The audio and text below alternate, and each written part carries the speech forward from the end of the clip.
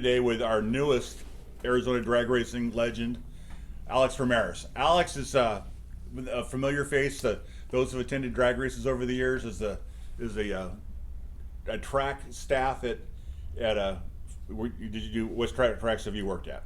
I worked at Firebird for about 20 years.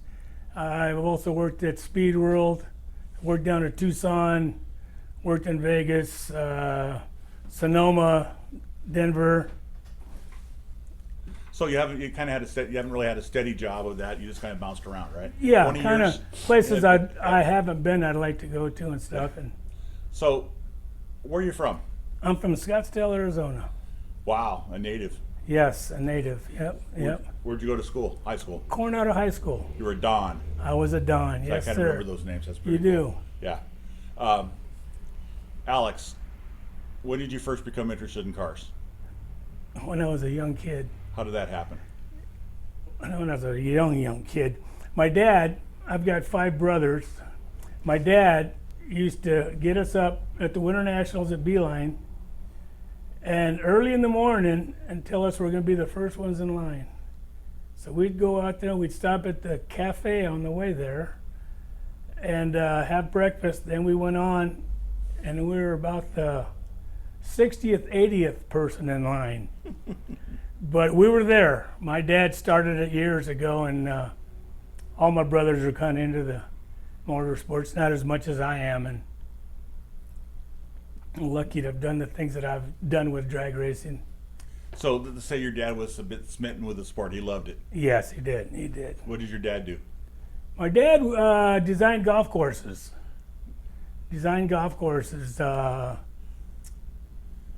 He did a Pima Country Club, which is no longer there now. The Talking Stick Fields are there now. Right.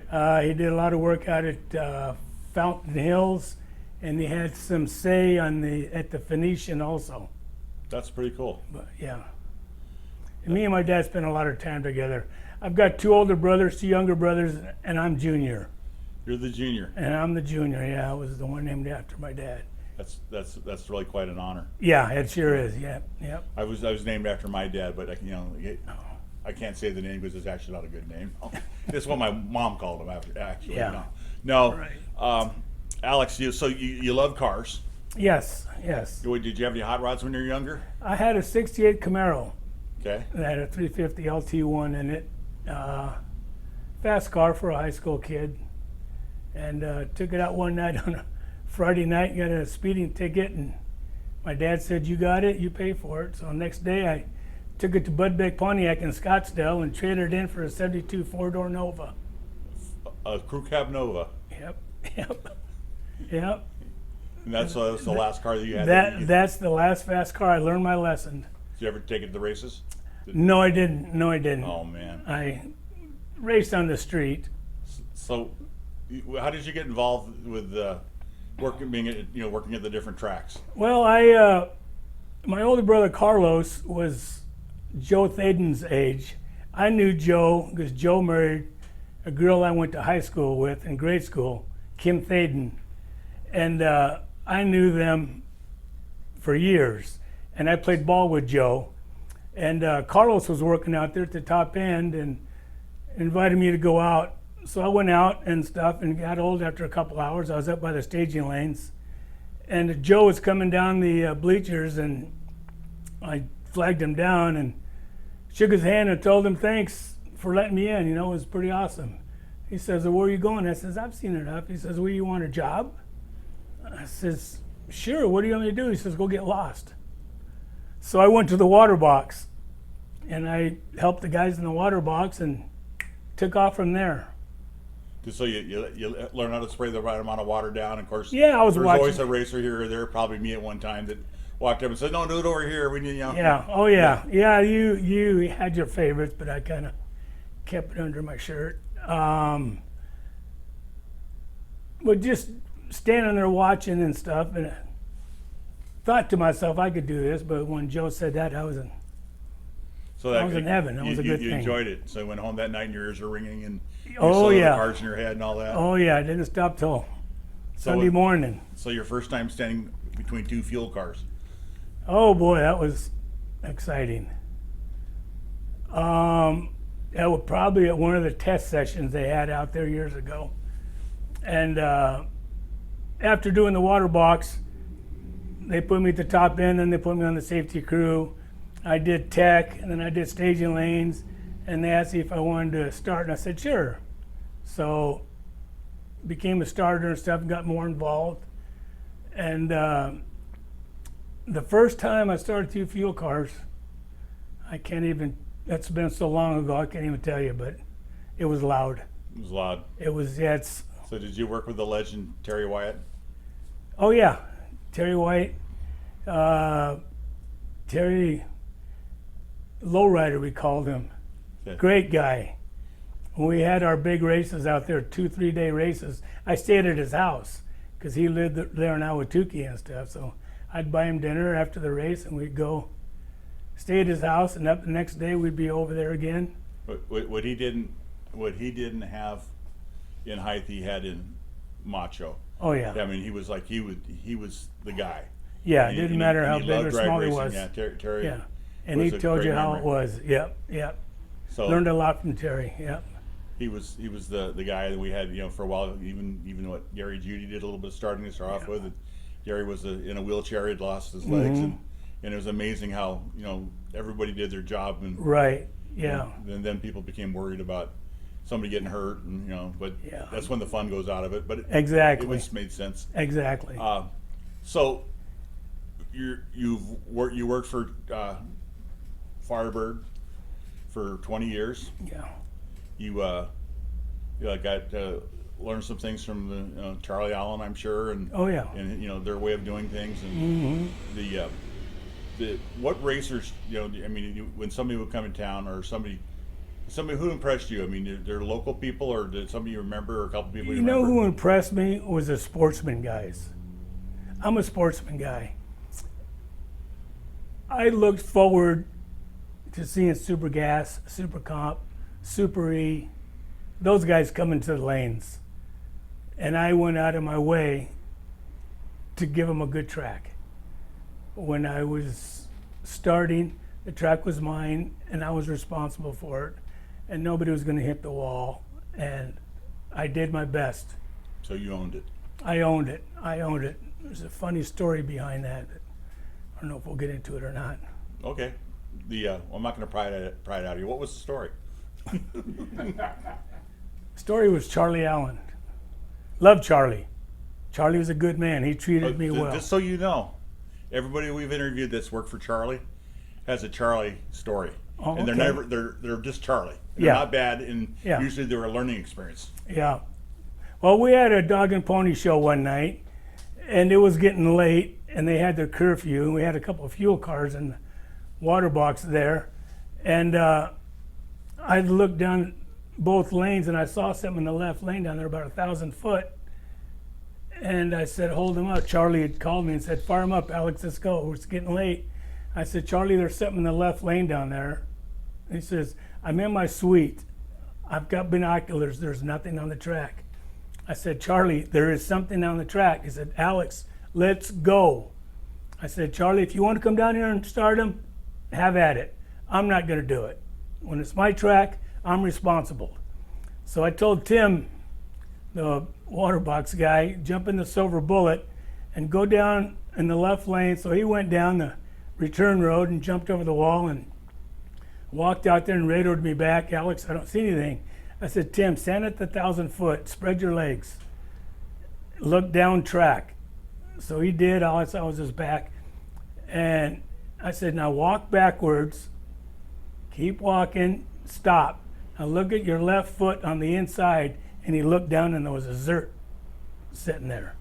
And a Zert would have Shredded his popped tire. it down. Oh yeah, easy. And so he picked it up and came back, and after the race, Charlie said, good job, Alex, good job. See, that's And I thought- everybody's story about Charlie is that Yeah. he wanted you to make a decision, he wanted to keep it moving.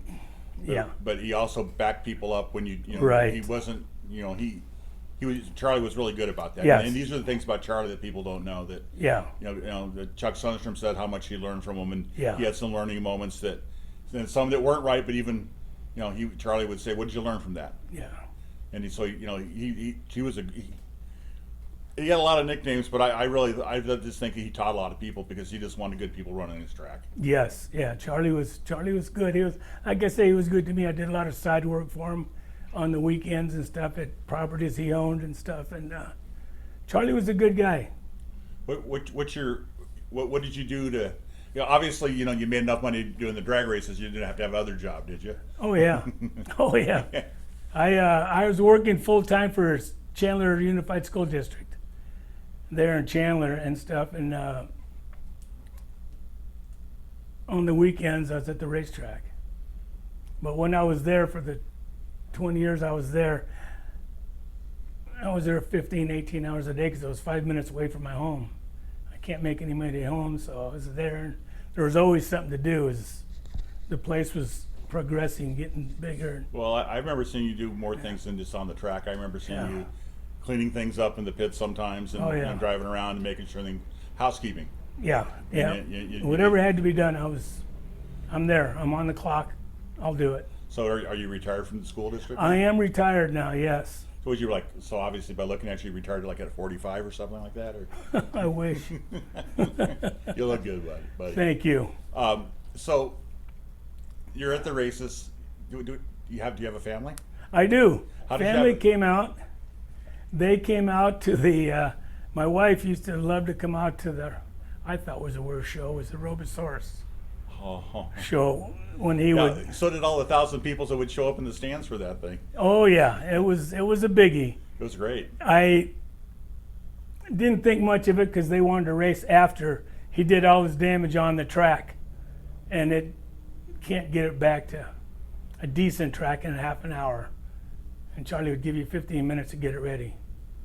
So, but yeah, the wife and kids came out. I've got some pictures at home, and my son was just a little guy with a Robosaurus, and some of the monster trucks they had out there. And there's a lot of good times, a lot of memories out there. Seen the sun come up many times. A great barometer or measuring stick of the real what people liked and what excited them, and yeah.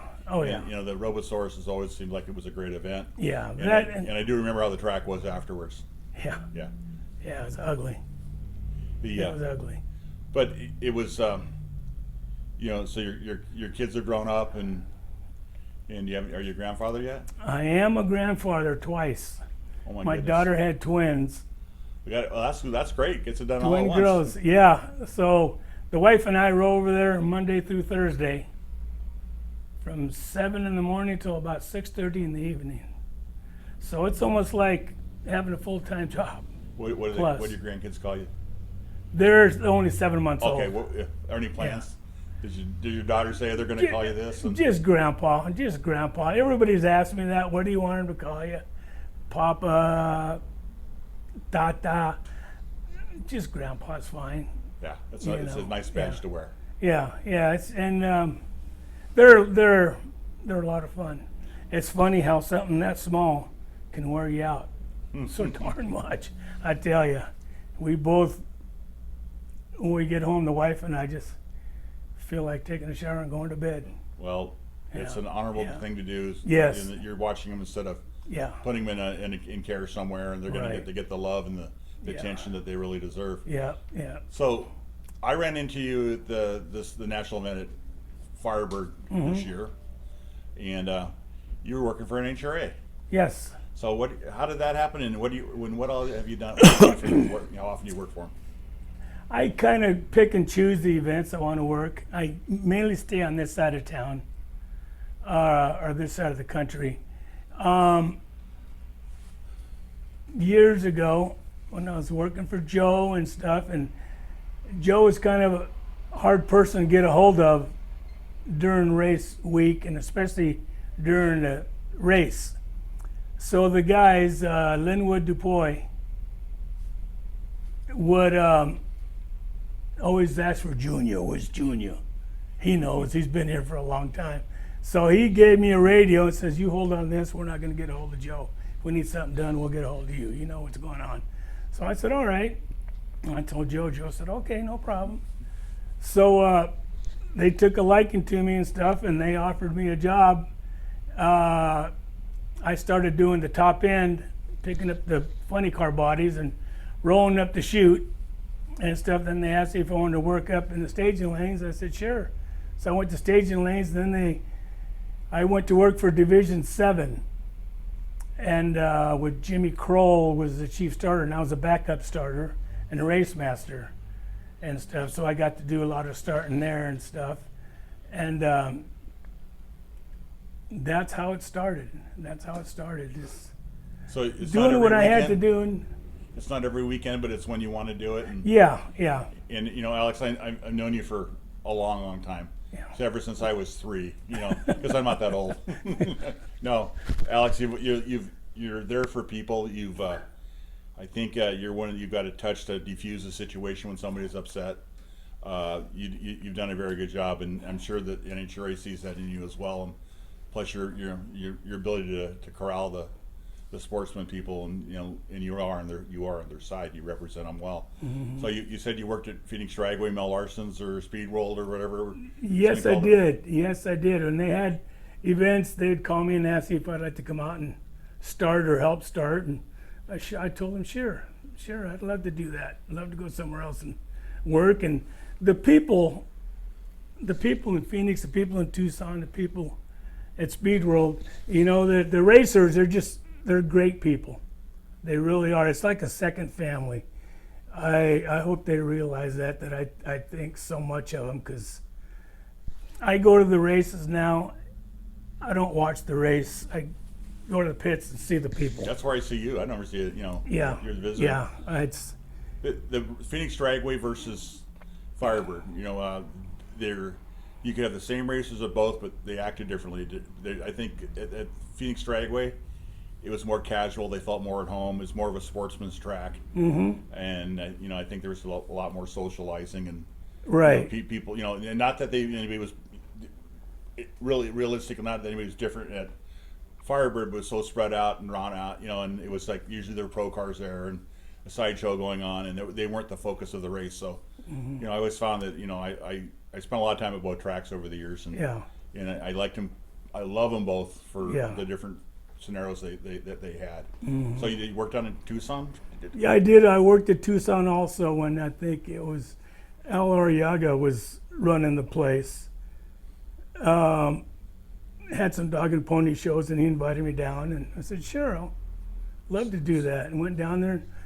I always liked helping other people out on showing them how to do stuff, and keeping the track up, and just watch out for this, watch out for that. And like you say, the Speed World guys were a tight-knit group, and I think Tucson was getting that way. And Is this the new Tucson Dragway, the new one, Yeah. the new one, yeah. I never worked at the old one, but I did go down, see a couple shows, yeah. Quite a difference between the two. Yes, the new one now has got big potential. Yeah, it's a great sportsman facility too. I mean, it's really I love the Tucson racers. I think that they are all. Look, everybody run for the money. They're very good at what they do. Yeah, they put on a good show. A lot of heavy hitters down there, you bet. Yeah.